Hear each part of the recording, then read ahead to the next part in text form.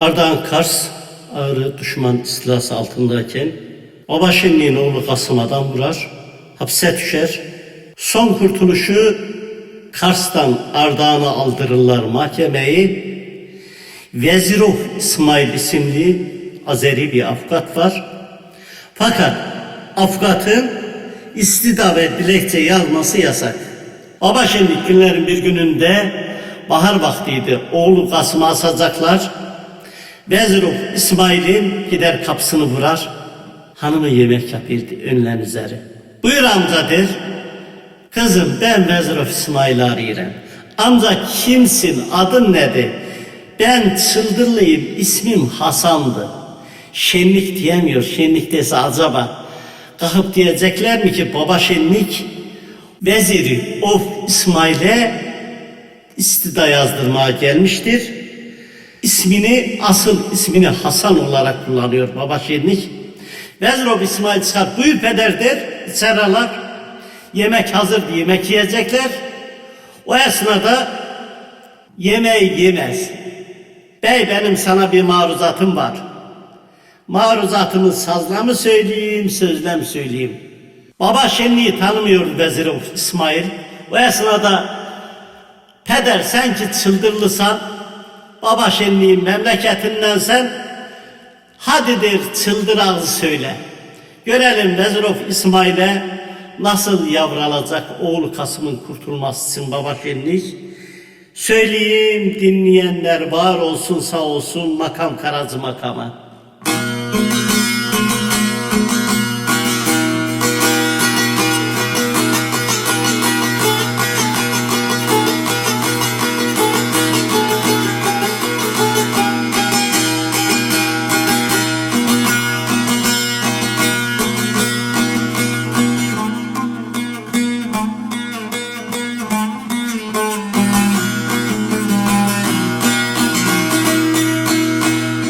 Eydir rahim kıl efendim ey vasfedim halim mağfiret yazana bağışla beni. Serverin enbiyen eydir fahri kainat sahibil yeysana bağışla beni. Begadan Allah'ım begadan Allah'ım sahibil yeysana leyli leyli leyli leyli ha geden leyli ha güzel leyli bağışla beni.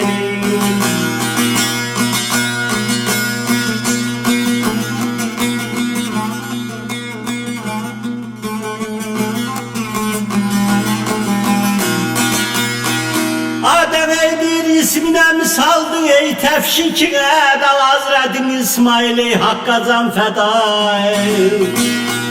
Halil İbrahim'en ey yerişenli de tek bir lisanı bağışla beni, bağışla beni, bağışla beni begadan Allah.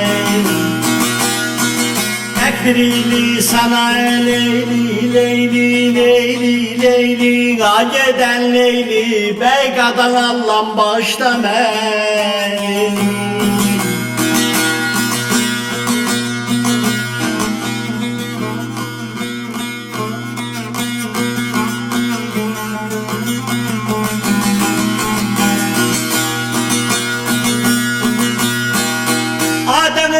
Medine'de yatan ey nurun amber hakiman bir zeveydir ziz ismi Zeynel Faik. Zeyliçi beydir oldu garazı halak hazretine sana ey bağışla beni, bağışla beni, bağışla beni, bağışla beni. Zeyliçi beydir oldu garaz halak Hazretine sana ne bağışla beni beygadan Allah. Vezirov İsmail diyen peder kim olsam ol adını söyle asıl adını oğlun değil iki bileğim kesilse kurtaracağım yeter asıl adını söyle alır Baba Şenlik.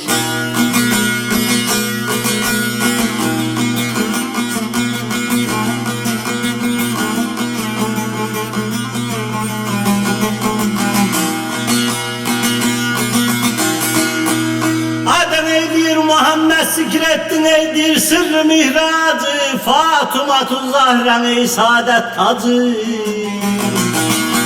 Tılsım şehrinden eydir bulan illacı, Heyber bozanana ay bağışla men bay, bağışla men bay, bağışla men.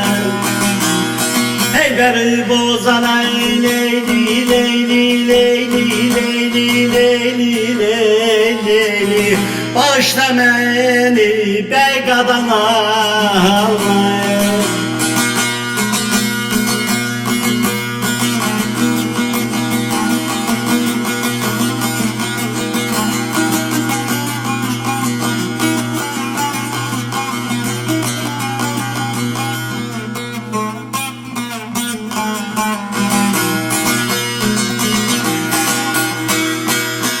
Adana'ydır şenlik deryada, sal Hazret Abbas'ın, İmam Hüseyin'in ey metemyası. İmam Mirza Kızıl Kümbes ağası, Haç Khorasan'ın ey bağışla men bay, bağışla men.